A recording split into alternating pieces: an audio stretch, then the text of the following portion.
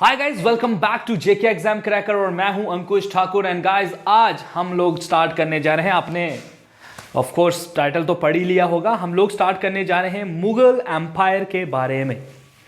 देखो दोस्तों, Mughal empire medieval history का एक बहुत ही महत्वपूर्ण, एक बहुत ही इंपॉर्टेंट पार्ट है। बहुत सारे क्वेश्चंस या बहुत सारी चीजें मुगल एम्पायर से पूछी जाती हैं।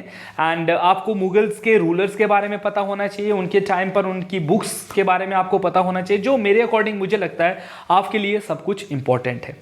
सो गाइज, सबसे पहले आपको यह चीज पता होनी चाहिए दैट मुगल्स का रूल इंडिया में एस्टेब्लिश कैसे हुआ।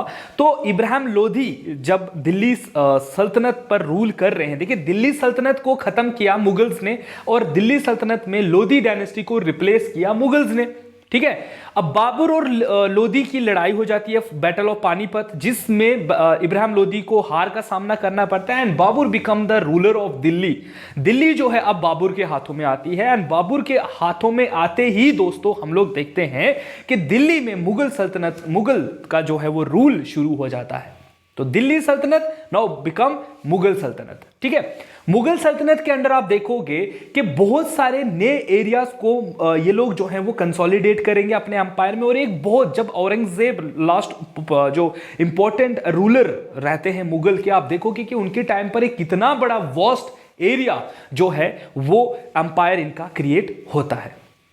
मुगल्स ने देखा जब वो इंडिया आए थे तो सिर्फ दिल्ली उनके पास था। गुजरात, मेवाड़, बंगाल, बिहार, उड़ीसा, डेक्कन साइड, ये सारे के सारे अलग हो चुके थे दिल्ली सल्तनत से बिकॉज ऑफ वीक सक्सेसर की वजह से। लेकिन बाबर जब आए, बाबर के बाद हुमायूं आए, हुमायूं के बाद अकबर आए, अकबर के बाद जहांगीर आए, शाहजहां आए, औरंगजेब आए, तो इन लोगों ने फिर से इन सब एरियाज को दोबारा से जीतकर दिल्ली सल्तनत में जोड़ा और दिल्ली सल्तनत को एक पावरफुल एम्पायर बनाया। ठीक है, उसकी एडमिनिस्ट्रेशन को चलाया एंड इस तरीके से उन्होंने प्रॉपरली जो है वो दिल्ली सल्तनत को एस्टेब्लिश किया। यही चीज तो आपने डिस्कस करनी है। बस आपके लिए इंपॉर्टेंट है, इनके पहले रूलर्स को पढ़ते हैं। रूलर्स को पढ़ते टाइम ही आप देखोगे कि कौन सा रूलर क्या जो है डेवलपमेंट कर रहा है, किसके टाइम पर कौन से मॉन्यूमेंट्स बने, एंड जो भी इंपॉर्टेंट है एग्जाम के लिए वो आपको इस स्लाइड में देखने को मिलेगा। Guys, always you people will ask के सर हमें पीडीएफ दो, स्क्रीन से हट जाइए, हमें स्क्रीनशॉट लेना होता है। तो पागलो एक बात मेरी सुन लो, मैं हर वीडियो में आपको बताता हूं कि आपको इस वीडियो लेक्चर की पीडीएफ हमारे टेलीग्राम चैनल पर इजीली अवेलेबल मिल जाएगी। तो फिर ये चिल्लाना क्यों, फिर ये मतलब ऐसा बोलना क्यों? हैव सम पेशेंस, सुना करो ना। स्किप करके वीडियो देखते हो तो फिर मेरे लिए प्रॉब्लम हो जाती है। ठीक है, सो मैं फिर से कहूंगा, यहां पर लिखा भी है दैट इस PDF available on Telegram channel JK exam cracker. ठीक है, नहीं पता चलता है कॉल कीजिए नंबर्स पर, आपको मिल जाएगी। ठीक है, सो हाइपर होने की जरूरत नहीं है। ठीक है, आई नो यू हैव, आपके एग्जाम्स हैं, आपको प्रिपरेशन करनी है। एंड गाइज, आज का एंड कल का लेक्चर आपको अवेलेबल होगा एंड मेडिवल हिस्ट्री कम खत्म। मॉडर्न आपको मैंने करवा दी है, एनिशेंट भी करवा दी, मेडिवल भी करवा दी, मॉडर्न भी करवा दी। Now we will discuss the MCQ series हम लोग स्टार्ट करेंगे। अब लोग लाइव होगा वो चीज। ठीक है, लाइव आपसे जुड़ने का फिर से मौका मिलेगा। सो जल्द ही हम लोग जुड़ेंगे आपसे। ठीक है, तो चलिए ऊपर वाले का नाम लेकर स्टार्ट करते हैं मुगल डायनेस्टी के बारे में। तो सबसे पहले हम लोग डिस्कस करेंगे, तो मैंने आपको बता दिया कि दिल्ली सल्तनत में, देखिए दिल्ली सल्तनत की मैं बात करूं तो अगर मैं ये दिल्ली कह रहा हूं तो दिल्ली में मुगल्स को रिप्लेस, मुगल जो है, ठीक है, मुगल्स की एंट्री होगी तो लोधी यहां से आउट होंगे। कौन बाहर होगा? लोधी डायनेस्टी जो है वो आउट होगी। मुगल्स को दिल्ली से कौन निकालेगा? इंग्लिश, ब्रिटिशर्स, याद होगा आपको रिवोल्ट के बाद। तो ये सारी चीजें मैं आपको बता चुका हूं। तो लोधी आउट होंगे तो मुगल्स आएंगे। तो उनका पहला रूलर जो है मुगल्स के, उनका नाम था Babur. Babur was born in 1483 in Fergana of Afghanistan. ये अफगानिस्तान में पैदा हुए और इन्होंने फिर इंडिया की तरफ जो है वो आने का सोचा और इन्होंने दिल्ली पर कब्जा करने का जो है वो बाद में सोचा। He was the founder of Mughal empire who introduce gun powder in India. इन्होंने गन पाउडर का यूज किया था, याद होगा आपको। फर्स्ट बैटल जो हुई थी पानीपत की लोधी के साथ, तो उसमें ये जीते क्यों थे? Because he used gun powder, इन्हें गन का यूज किया था इसमें। ठीक है, so for that he took advantage of that thing and he defeat defeated Lodhi in first battle of Panipat और फिर एस्टेब्लिश किया अपना rule. Babar defeated Ibrahim Lodhi in the first battle of Panipat in 1526, very important point. तो यहां पे देखिए आपसे पूछा जाता है फर्स्ट बैटल ऑफ पानीपत कब हुई है, तो हुई है दोस्तों 1526 ईस्वी में। अच्छा, किसके किसमें बीच में हुई? इब्राहिम लोधी और बाबर के बीच में हुई, जहां पर बाबर जीत कर आया। उसके बाद जब बाबर जीत कर आया तो बाबर ने 1527 में बैटल ऑफ खानवा लड़ी, किसके साथ? राणा संगा संग्राम सिंह के साथ, और उसको भी हरा दिया। Defeated Medini Rai of Chanderi of battle of Chanderi जो हुई उसमें इन्होंने 1528 में, देखिए 26 में भी लड़ाई, 27 में भी, 28 में भी, ठीक है, और 29 में भी इन्होंने बैटल ऑफ घारा जो है वो लड़ी, ठीक है, इब्राहिम लोधी के साथ। डिफीटेड मोहम्मद लोधी को हराया वहां पर, इधर इब्राहिम लोधी उधर मोहम्मद लोधी को हराया, और धीरे धीरे दिल्ली सल्तनत को अपने आगोश में, अपने जो है एम्पायर अपने अंडर जो है वो ले लिया। This was the last battle fought by Babar. ये लास्ट बैटल थी जो बाबर ने फॉट की थी। इस पर भी क्वेश्चन पूछे जाते हैं कि लास्ट बैटल जो है बाबर की कौन सी थी, तो बैटल ऑफ घारा जो है वो लास्ट बैटल थी दोस्तों, एंड किसके साथ हुई है? मोहम्मद लोधी के साथ में, ठीक है। ही रोट, देखिए बाबर ने लिखी है तुजुके बाबरी, ठीक है, तुजुके बाबरी जो है वो किसने लिखी है? बाबर ने ऑटोबायोग्राफी ऑफ बाबर, अपनी जो है ऑटोबायोग्राफी अपने आप बारे में लिखा है, and he write this in Turkish language.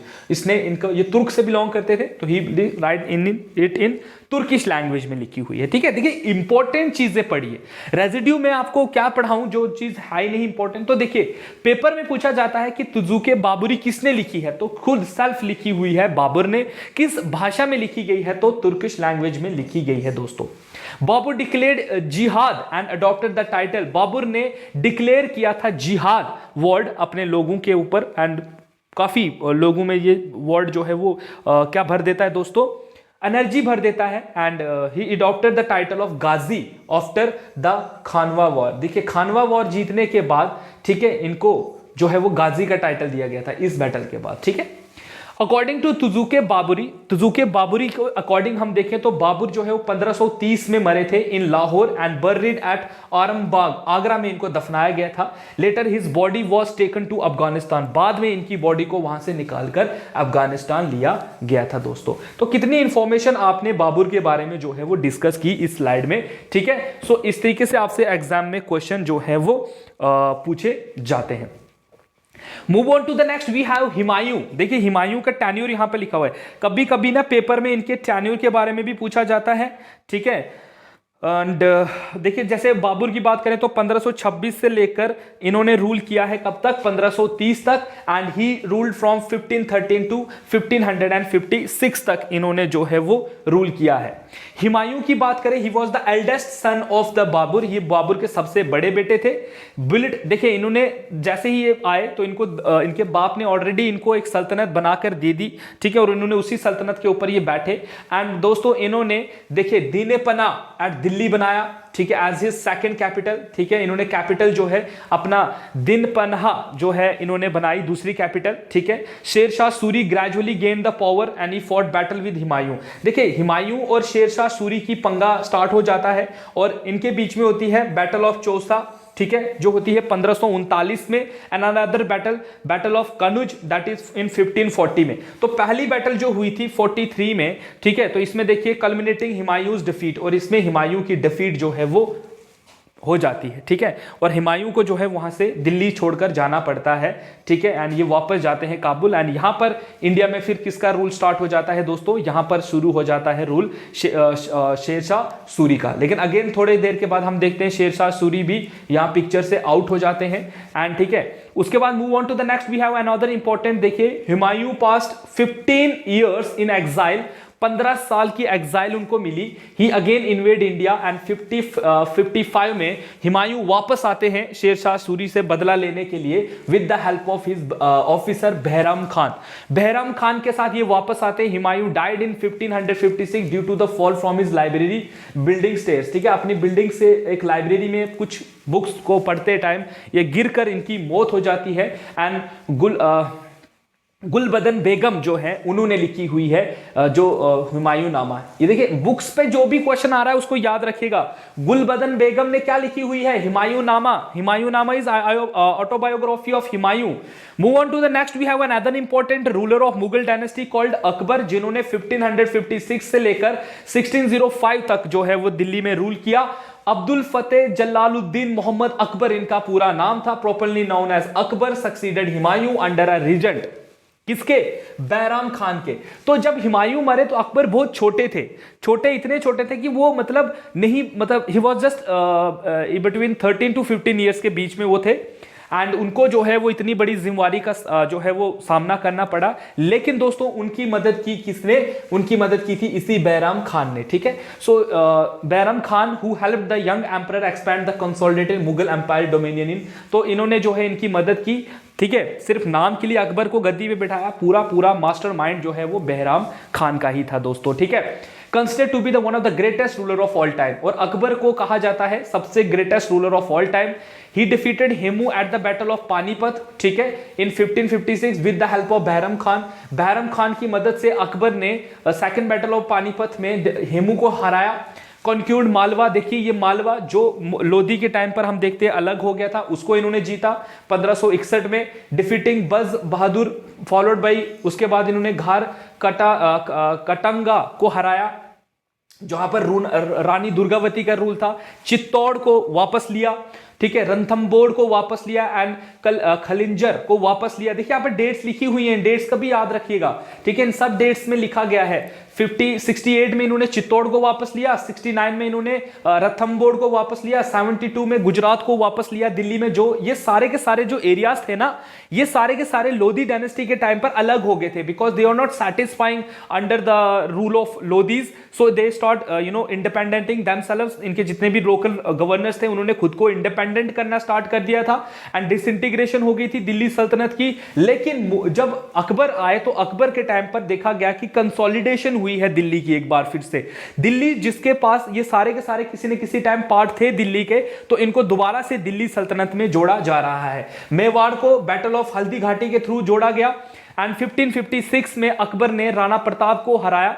Kashmir को 1586 में अकबर ने अपने उसके साथ जोड़ा, अपने दिल्ली सल्तनत के साथ जोड़ा।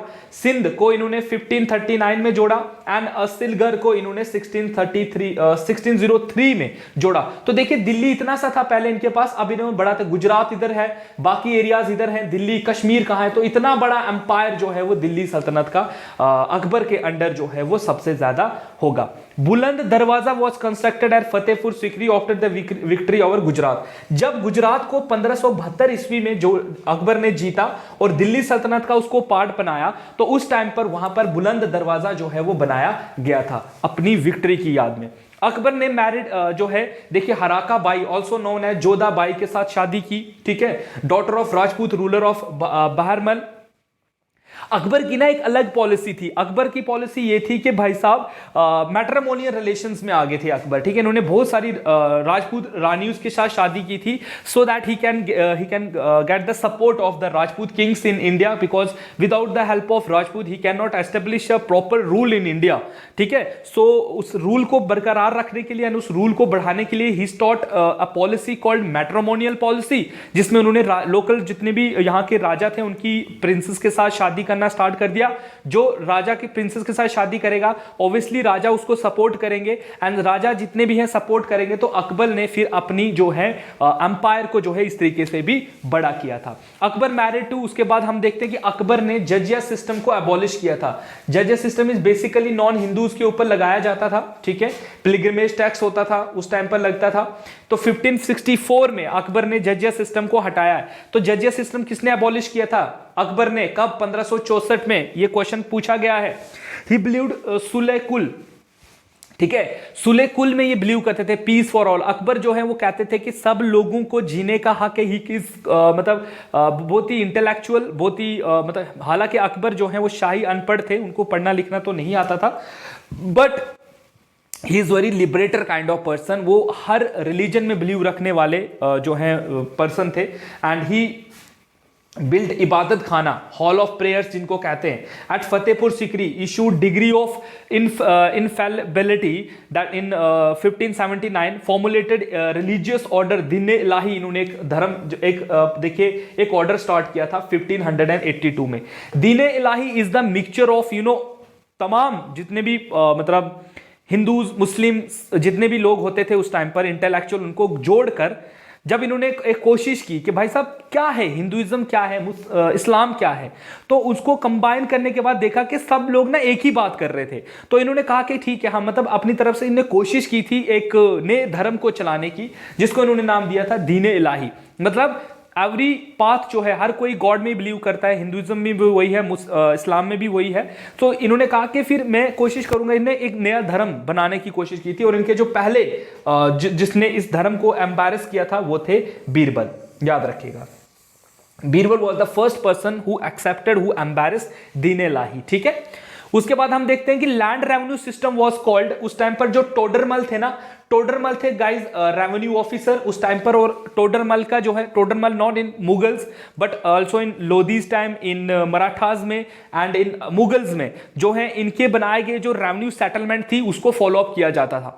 इनके द्वारा जो भी प्रोसेस बनाया जाता है, रेवेन्यू कैसे कलेक्ट करना है, कैसे क्या होगा, वो सारा का सारा इन्हीं के उससे चलता था, जिसको ये कहते थे zabti system, means measurement of the land, ठीक है, किस मेजरमेंट ऑफ द लैंड, ठीक है, measurement of the land, classification of land and fixation of rent and introduce mansabdari system, holder of the rank. देखिए इन्होंने क्या किया हुआ था, इन्होंने पहले टैक्स लगता था, वो राजा नहीं देखता था कि भाई साहब तेरी जमीन से 10 किलो निकल रहा है, 20 किलो निकल रहा है, मुझे इतनी प्रोडक्शन चाहिए तो चाहिए। लेकिन टोडरमल जब आए तो टोडरमल ने सबसे पहले ये चीज की कि भाई साहब हम लोग ना लैंड को पहले नापेंगे, लैंड में देखेंगे कि उनमें से कितनी प्रोडक्शन निकलती है, फिर उसके बेस पर हम लोगों के ऊपर टैक्स लगाएंगे, ठीक है। इससे लोग भी हैप्पी होंगे और सब पीसफुली सारा कुछ चलेगा। तो कितना अच्छा सिस्टम जो है इन्होंने इंट्रोड्यूस किया था। ये also introduce mansabdari system, holder of the rank, इन्होंने रैंक्स को जो है बनाना स्टार्ट कर दिया था। आर्मी के ऊपर रैंक होगा, उसके नीचे कौन सा रैंक होगा, डिस्ट्रिक्ट के ऊपर कौन सा रैंक होगा, उससे कैसे कैसे इस पर चलेगा।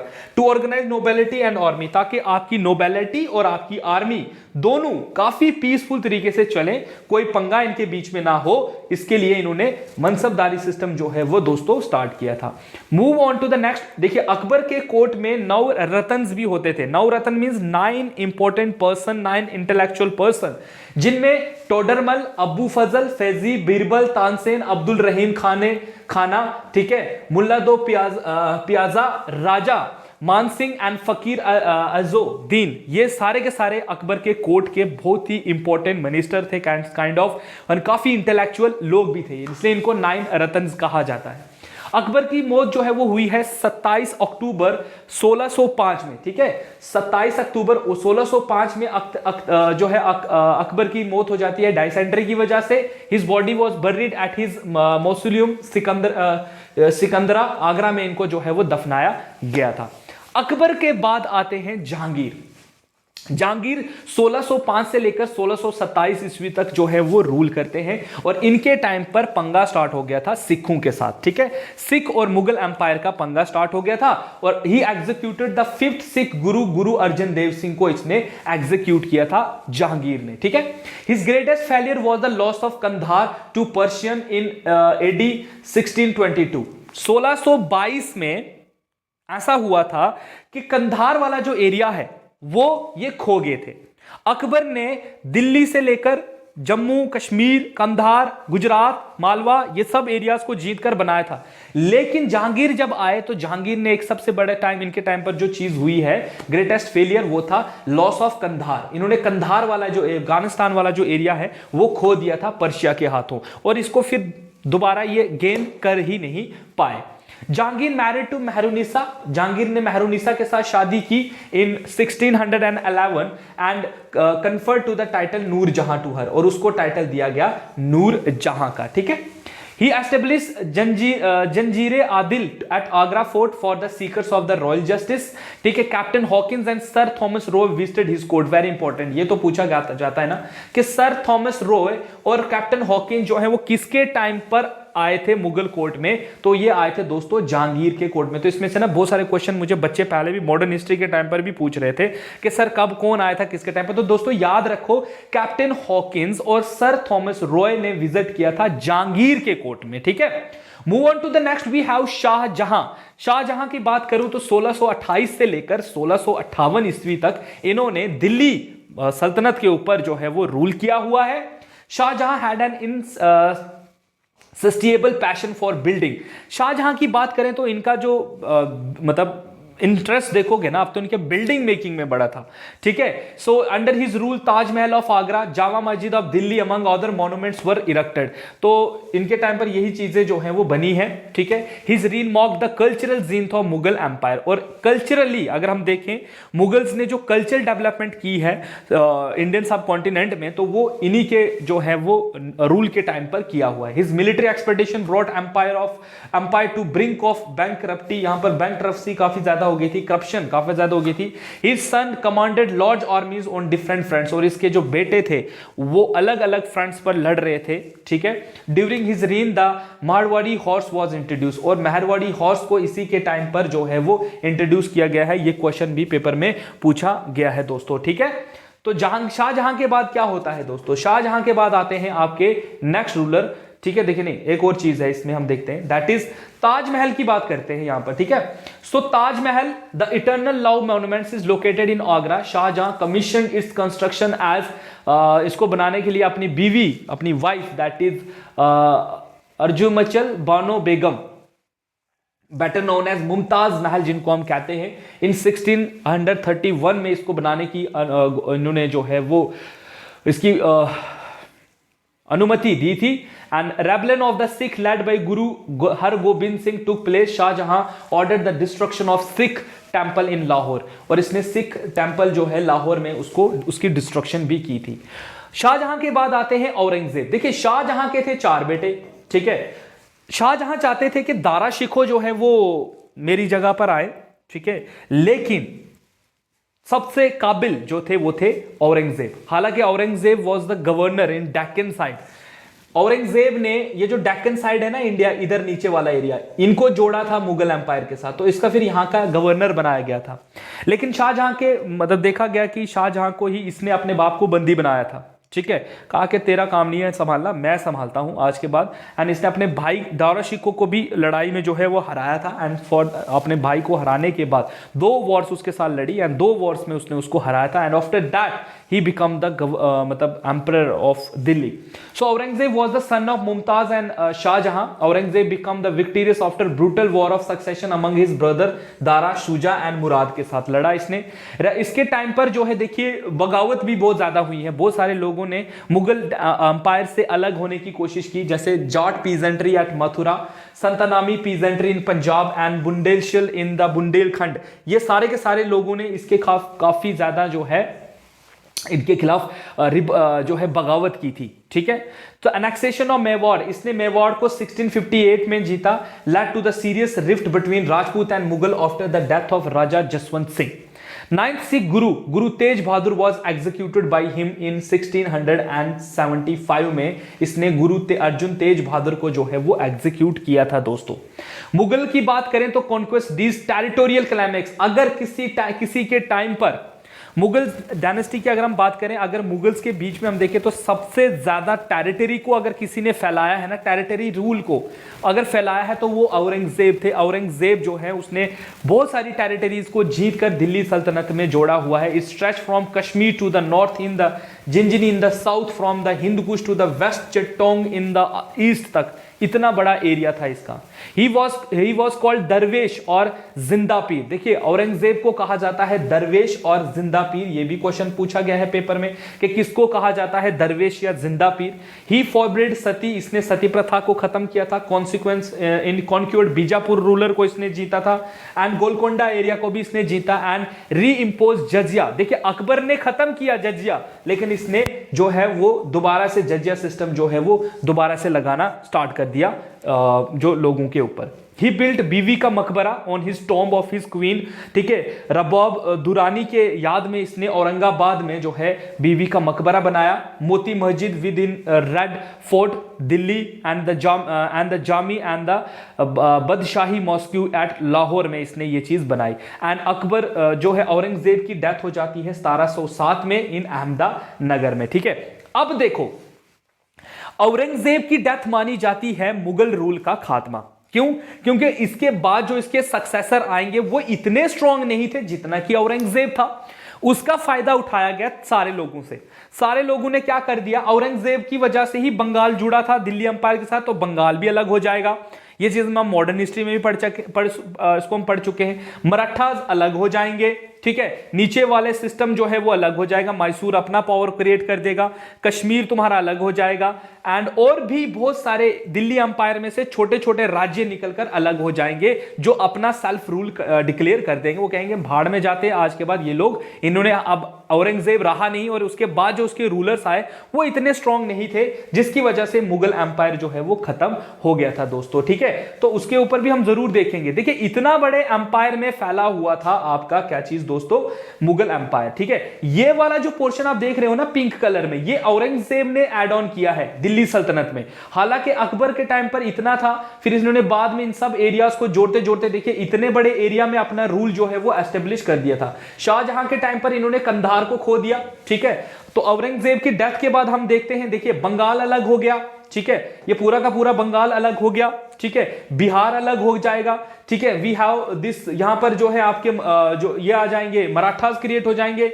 यहां पर आपका जो है वो मैसूर वगैरह मतलब टीपू सुल्तान वगैरह का रूल आ जाएगा। ये वाला एरिया अलग हो जाएगा, ठीक है। इधर वाला एरिया अलग हो, तो मुगल एम्पायर टोटली जो है वो ब्रेक होना स्टार्ट हो जाएगा, ठीक है, आफ्टर औरंगजेब, ठीक है। 1707 के बाद हम देखते हैं कि मुगल एम्पायर के जो मैप है ये ना, ये वाला, ये अलग ही मैप बनेगा। यहां पर अलग राज्य बनेगा, यहां नीचे अलग राज्य बनेगा, ठीक है ना। तो ये चीज मैं आपको मॉडर्न हिस्ट्री में भी अच्छे से पढ़ा चुका हूं कि फेलियर क्या था, क्यों ब्रिटिशर्स, और ब्रिटिशर्स भी आप अपना इंटरेस्ट देखेंगे कि भाई साहब अब वहां वो रहा नहीं औरंगजेब, तो अब इधर घुसते हैं, और ये फिर इन एरियाज को कैप्चर भी किया है ब्रिटिशर्स ने। ये चीज मैं आपको पढ़ा चुका हूं। देखिए, अदर मुगल रूलर्स की मैं बात करूं जो औरंगजेब के बाद जो आए, जो वीक सक्सेसर माने जाते हैं, उनमें सबसे पहले नाम आता है बहादुर शाह फर्स्ट का, जिन्होंने 1707 से लेकर 1712 ईस्वी तक रूल किया। इनका असली नाम था मोअज्जम। इनको टाइटल दिया गया है शाहे बेखाबर, ठीक है, शाहे बेखबर।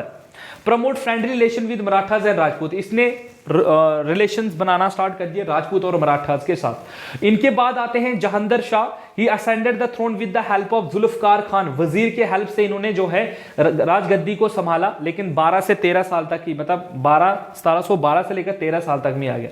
इन्होंने अबॉलिश किया था जजिया को, फिर से इन्होंने जजिया सिस्टम को अबॉलिश कर दिया। इनके बाद आते हैं Farrukh Siyar, and Farrukh Siyar he lack the ability and knowledge to rule the independent. कैसे रूल करना इसको कुछ पता नहीं था, इसलिए इसको हम देखते हैं reign saw the emergence of Sayyid brothers. इनके टाइम पर हम देखते हैं कि सैयद ब्रदर्स आ जाते हैं, जो अब मुगल एम्पायर को जो है वो मुगल्स को हटाने की कोशिश करते हैं, एंड किंग मेकर भी कहते हैं हम इनको। 1717 इशूड गोल्डन फरमान, इसने जो है फारूक सैयद ने ईस्ट इंडिया कंपनी को फ्री ट्रेड करने की परमिशन दे दी कि जाओ भाई फ्री ट्रेड करो इंडिया में, कोई बात नहीं, बंगाल एरिया में, ठीक है। फारूक सैयद एग्जीक्यूट बंदा बहादुर, इसने बंदा बहादुर को एग्जीक्यूट किया था, जो बेसिकली एक सिख गुरु थे, ठीक है। सो ये फारूक सैयर के टाइम पर ये इंपॉर्टेंट डेवलपमेंट हुई है। तो ये बड़े वीक सक्सेसर थे, इतने पावरफुल नहीं है, ठीक है। अब आगे देखें इसको हम, तो उनके बाद आते हैं मोहम्मद शाह। मोहम्मद शाह भी कुछ नहीं कर पाए। ही become the emperor with the help of Sayyid brothers की हेल्प से ही जो है वो राजा बने। नादिर शाह इन्वेड इंडिया, इनके टाइम पर नादिर शाह ने इन्वेड किया था इंडिया को, एंड पीकॉक थ्रोन इनसे लेकर चले गए थे, और कोहिनूर डायमंड भी इनसे लिया था। तो who took the Kohinoor diamond from Mughals, तो नादिर शाह, ठीक है। इनको टाइटल दिया गया है रंगीला, क्यों? क्योंकि ये अपने रंग में दंगे होते थे, ठीक है, इनको कोई नहीं पड़ी थी। Emergence of the independent state in this period, और हम देखते हैं कि बहुत सारी इंडिपेंडेंट स्टेट क्रिएट होना स्टार्ट हो गई थी इनके टाइम पर भी। अहमद शाह की बात की जाए तो 1748 से लेकर 54 तक इन्होंने रूल किया। Ahmad Shah Abdali, general of Nadir Shah, march towards Delhi. Nadir Shah के जर्नल थे अहमद शाह अब्दाली, और उसने दिल्ली की तरफ मार्च किया। And the Mughal seized Punjab and Multan, ठीक है, और सीसेड कर गए मुल्तान और पंजाब को। He worked under the guidance of Rajmata Udham Bai के, उस पर काम कर रहे थे। आलमगीर आते हैं उसके बाद। Ahmad Shah occupied Delhi, later Delhi was plundered by Maratha, लेकिन इन्हीं के टाइम पर मराठास ने दिल्ली पर अटैक किया और पूरा का पूरा दिल्ली को प्लंडर कर दिया। शाह आलम आते हैं सेकंड। शाह आलम का ओरिजिनल नाम था अली गोहर, ठीक है। पानीपत की वॉर इनके टाइम पर हुई है, बैटल ऑफ बक्सर इनके टाइम पर हुई है, एंड ट्रीटी ऑफ इलाहाबाद इनके टाइम पर हुई है। तो आप मॉडर्न हिस्ट्री में पढ़ ही चुके हो, इन सब के बारे में अच्छे से पढ़ा चुका हूं। 1788 में गुल कादिर मेक हिम ब्लाइंड, और फिर गुलाम कादिर ने इनको अंधा बना दिया था, कहता जा भाई तू अंधा ही रहे, ठीक है। तो देखिए कितना मतलब कैसा कैसा सिस्टम चल रहा था। Later we have Akbar. Akbar second आते हैं। अकबर ने ईस्ट इंडिया कंपनी को, अकबर को जो है ईस्ट इंडिया कंपनी ने पेंशन पर भेज दिया था, कहा कि आज के बाद you people will no longer king, आज के बाद तुम लोग प्रिंस के नाम से जाने जाओगे। एंड इसने राजा राममोहन रॉय को राजा का टाइटल दिया था। तो ये क्वेश्चन भी पेपर में बहुत बार पूछा गया है, who give the title Raja to Rammohan Roy, तो it's Akbar second, not Akbar first, Akbar second याद रखना। बहादुर शाह जफर की तो मुझे बात बताने की है ही नहीं, बिकॉज इनका जो मेन रोल है वो रिवोल्ट के टाइम पर ही है। उसके बाद इनको जो है बंदी बनाकर रंगरून भेजा गया था म्यांमार, जहां उनकी डेथ हो जाती है और यहां पर मुगल रूल खत्म हो जाता है टोटली का टोटली इंडिया के अंदर। दोस्तों ये चीज आप पढ़ चुके हो, ठीक है ना, इसको आपको बताने की जरूरत नहीं है। देखिए मुगल्स लिटरेचर की बात करें, जिस पर मोस्टली क्वेश्चंस रहते हैं एग्जाम में, जो आपको पढ़ना जरूरी है, तो मुगल्स ने ना बहुत सारी बुक्स लिखी हुई हैं develop during the Mughal rule में। हम देखते हैं रीजनल और संस्कृत और पर्शियन लैंग्वेजेस की काफी ज्यादा डेवलपमेंट हुई है। उस टाइम पर जब मुगल रूल इंडिया में था तो Persian as a official language use होती थी एडमिनिस्ट्रेशन के लिए। जैसे आज आप इंग्लिश हिंदी का यूज करते हो ना, ठीक है, वैसे उस टाइम पर ये लोग पर्शियन का यूज करते थे। Greatest contribution of the field of literature during Mughal rule was the development of Urdu, और सबसे बड़ी जो चीज इनके टाइम पर हुई है वो है development of Urdu as a common language of communication for people speaking different dialect. उस टाइम पर मराठी बोलने वाला, गुजराती बोलने वाले, इन लोगों को कॉमन लैंग्वेज सिखाई गई Urdu, so that they can easily, जो हम लोग आज करते हैं उर्दू, तो ये कॉमन लैंग्वेज बनाई गई थी मुगल टाइम पर, सो दैट वो लोग इजिली बात कर सके। बाबर की ऑटोबायोग्राफी का नाम है तुजुके बाबरी, जिसको तुर्की लैंग्वेज में लिखा गया, ये आपकी थोड़ी देर आप पहले आपने पढ़ी। इसकी बायोग्राफी बताती है detail about the flora and fauna of the India. ये इंडिया के हर एक खूबी को दर्शाता है कि इंडिया में किस तरीके के क्या क्या प्रोसेस होते हैं। बाबरनामा जो है उसको ट्रांसलेट किया है written in Persian by Abdul Rahim Khan.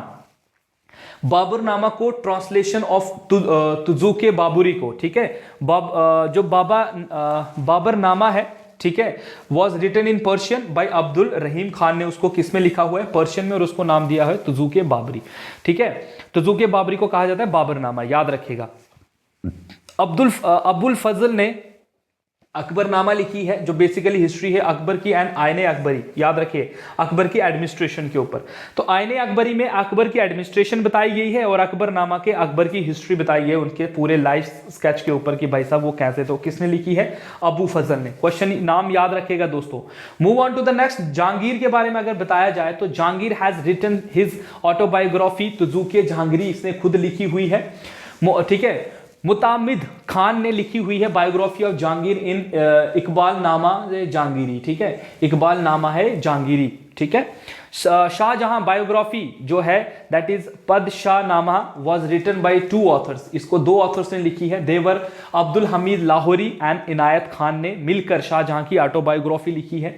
Inayat Khan road Shahjahan नामा, इनायत खान ने लिखा हुआ है शाहजहां नामा। दोस्तों ये याद रखना, इसके ऊपर क्वेश्चन पूछे जाते हैं। Persian literature was enriched by translation of Sanskrit work.